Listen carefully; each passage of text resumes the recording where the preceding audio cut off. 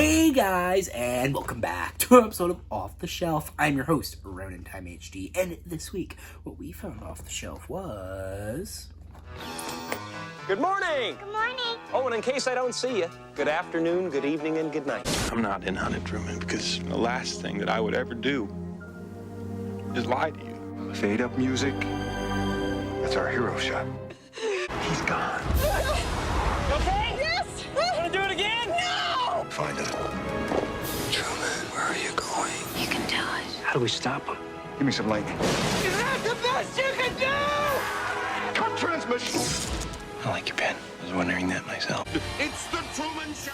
The Truman Show, released in 1998. It is directed by Peter Weir, written by Andrew Niccol, and starring Jim Carrey, Ed Harris, Laura Linney, Noah Emmerich, and featuring Paul Giamatti. It is a dystopian, science fiction-esque drama. And I'm just going to jump right off the bat here. This is a classic, right? An absolute classic. And I had never seen it up until this point. I had really wanted to see it for a long time. I had heard so many people talking about how great it was, how this was like the first like serious Jim Carrey role. And I mean, I feel like everybody at this point knows how great of an actor Jim Carrey is. And I think just there's so much about this movie that I just absolutely loved and enjoyed. And I think like maybe just down to the core of it, I fucking love Jim Carrey in this movie, because obviously there are still, like, moments of, like, you know, the zany, like, silly Jim Carrey, like, comedic stuff in there, but a lot of it is also very, I guess, what's the word, like, contemplative? Is that a word? I think that's a word.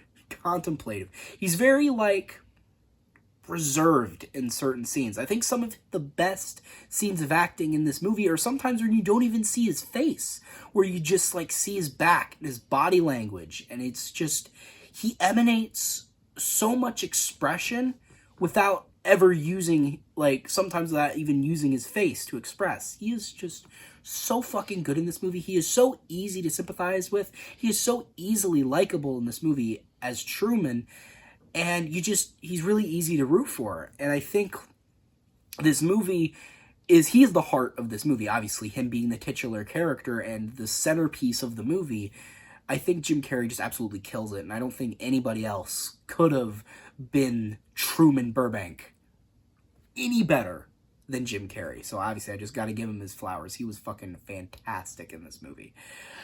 But aside from that, I think I should also talk about the themes of this movie and kind of, I guess, just what it has to say, really, about how it foreshadowed reality TV and the ever-growing fascination with celebrity and their personal lives. And I think one thing I love about this movie especially is the fact that it really kind of brings into question reality and, I guess, well, just like the media and stuff like that, where, you know, if you really think about it, most news that circulates these days is gossip, right? It's like, this celebrity said this thing, or did that thing, or this and that, yada yada, you know what I mean?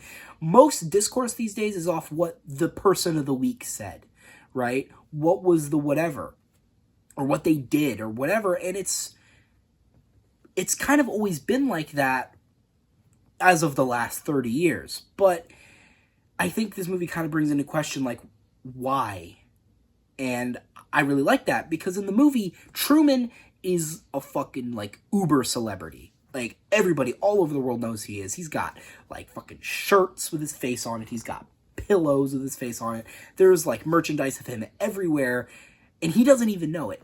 In his mind, he is just a regular, everyday guy. In reality, he is just some regular dude that doesn't really have that anything interesting about him. He's just a guy. But because he's put on this pedestal, like he's supposed to be the most important fucking person on the planet, everybody loves him, and everybody relates to him, and everybody's inspired by him, letting this mundane, regular guy, letting his life control their life. Which I guess is like an extreme way of kind of saying, why are you putting so much importance on these other people's lives when their lives are really, when you think about it, no more interesting than ours, right? I mean, clearly they're famous, but there's not even really a lot of benefits to being famous. There's a lot of disadvantages, mostly disadvantages, to being famous, if we're really being honest. And it's just, I like the way the film presents the question of why should people care this much? And I also love the dystopian aspect of the movie and how eerily realistic it is. And just the horrific line of them saying a corporation adopted a child. That was probably one of the scariest ideas I've seen in a movie in a long time. The idea of a corporation adopting a baby and using it as a product, not as a human, but seeing it as a device to use as a product to make money. That is fucking scarier than any horror movie I've ever seen because it can be real. And that's what makes it scary. I could totally see this happening. A corporation adopting a baby that nobody wanted so that they could use it to peddle something that they were advertising or a way to make money. And Christoph, Ed Harris's character, is so realistically diabolical. And it made my skin crawl with how accurately they depicted the typical American capitalist, right? And he was just, I think one thing that I especially liked about his character is that he so bought into his own bullshit, right? Because he was just spouting bullshit the whole movie, essentially saying, oh no, we're doing this for Truman's sake, because, you know, the world is so nasty and bad that we're actually keeping him in a safe haven, in a giant prison he doesn't know that he's in, protecting him from the outside world, when they're not doing it for Truman. They're doing it for ratings and for money, right? They were always doing it for money. When they adopted him as a baby, he was picked by chance, right? He wasn't specially selected. He was picked because it was convenient, because he was born 2 weeks premature. He kind of got a head start, right? So it was all by chance. And originally, he was just a baby used in like a ad for baby food, right? But it was like a show thing where they hired a fake mother, and then people got invested into that, so they eventually hired a fake dad, and then it progressed and progressed, and it went from like a garage to building an entire fucking island in LA to just have Truman being himself in a fake world full of fake people. And it's just so horrifying, I guess is a good way to describe it. It was just, but I think it was so vile, again, because also the people who were like fans of the show, I also had a massive distaste for, because if this was real, there would obviously be a lot of pushback against it, because obviously keeping a man in a prison unknowingly in a fake town full of fake people with a fake life that he's not aware of, and recording every single moment of his life, would probably bring some questions, right? And there was some of that. Like they showed in the movie, there was an organization trying to save him and rescue him and get him out, but they were a minority. Most people in the world loved the show. They were, like I said earlier, they were inspired by Truman, a regular, ordinary guy, and they were just watching it religiously. And I found those people just as vile as Christoph, because this is incredibly exploitative, right? It's built off of exploitation. Not only is it exploiting the audience, it's obviously exploiting Truman, right? And the audience are either too stupid to realize that, or too dense to care, right? Because it's just entertaining, and I don't even really know which one is worse, in all honesty. And that's the thing. And one thing I really like at the end of the movie, the final line, is there, like, sometimes every now and again they'll cut to the audience reacting to what Truman is doing, right? Because there's a fucking bar named after him, Truman's Bar, and it cuts to them, and they're always watching it. There's always a giant crowd of people in the bar watching the Truman Show on the TV. And then there's like a weird dude in a bath that's just always watching it in the bath for some reason. And then there's there's two cops who are like super, I guess, like just kind of like chill, I guess. They're very deadpan, I guess maybe is a better way to describe it. And the show ends. So obviously the movie ends with Truman escaping, like you'd expect. Like this whole movie is about him realizing he's living a lie and escaping into reality, right? That's what the whole movie's about. Is about, you know, rejecting the fake artificial life that he had been fed his whole life and embracing reality and going into the real world. But obviously, there can't be a Truman Show without Truman. So when he leaves, the show ends. It's over. 30 years of being broadcasted 24/7 for 10,000 days. Over. Done. And a lot of people, like the people were like cheering and happy for Truman walking out and leaving. But then it cuts to the cops and it's like, okay, you want another slice of this pizza? What else is on? Moving on to the next thing. Like, they hadn't just spent 30 years watching this dude. On to the next thing. Like it was just like a whisper in the wind, right? Like an angel's kiss. It's gone, right? And I think that is so amazing. That is such a great way to end the movie. I didn't like it at first, but then I grew to understand that's just how people are. It doesn't matter how much time you put into something. It doesn't matter how much time you invest into something. When it ends, most people will forget about it and just move on to the next thing. And then when that ends, they'll forget about it and then move on to the next thing, and then just so on and so forth.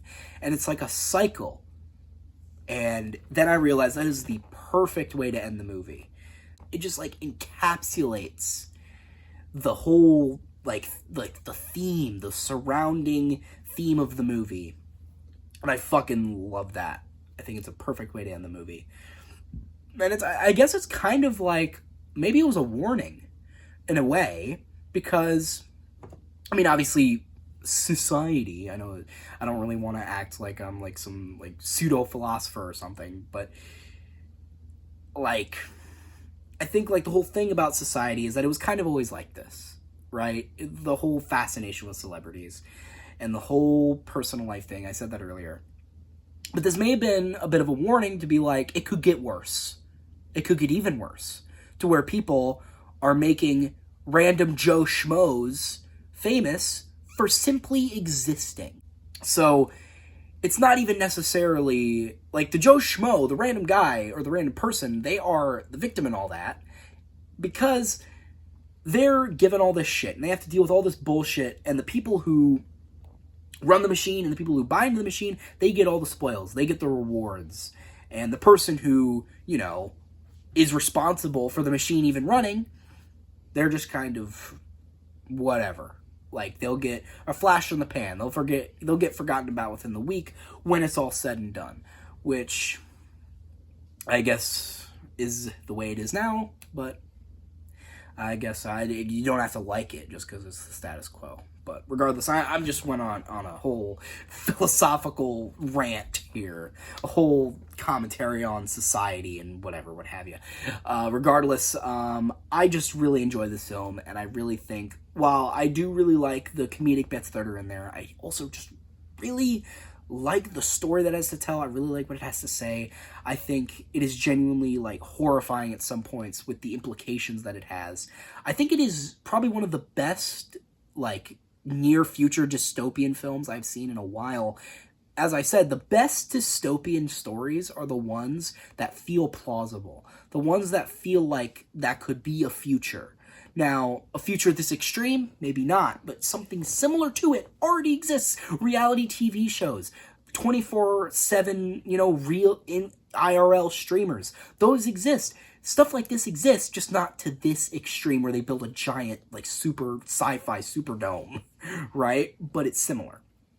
I'm going off again. Regardless, I'm just going to wrap this up here, and if you couldn't already tell, I love this movie, and I would highly fucking recommend it. I think it is it is a cult classic, modern classic, and I think you're doing yourself a disservice if you're a fan of Jim Carrey, especially. If you're a fan of dystopian films, or if you're just like, I don't know, if you're just a fan of, I guess, no, if you just like movies, I guess you're missing out. I don't know, if you're a fan of movies. It's a great movie, would recommend it. And with that being said, I think I'll rate this film an 8 out of 10. And, yeah, I think I've started to say it. I think I've said my piece. So guys, I hope you liked this video.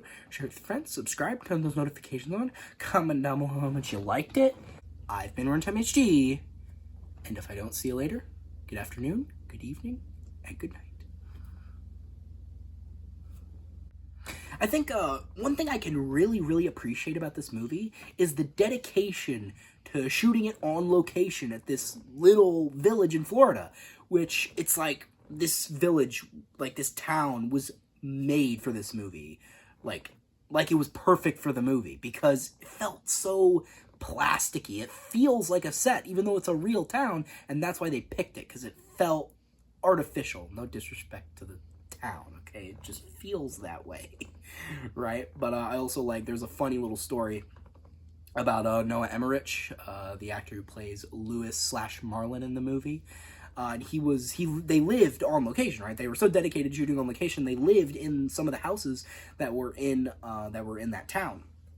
And I remember he said he was in his bathrobe, like doing whatever in his bathroom, and he like kept walking around, and he got a call, and they called him like, "Stop walking around, we can see you in the shot." Right, which is a pretty funny story, I guess.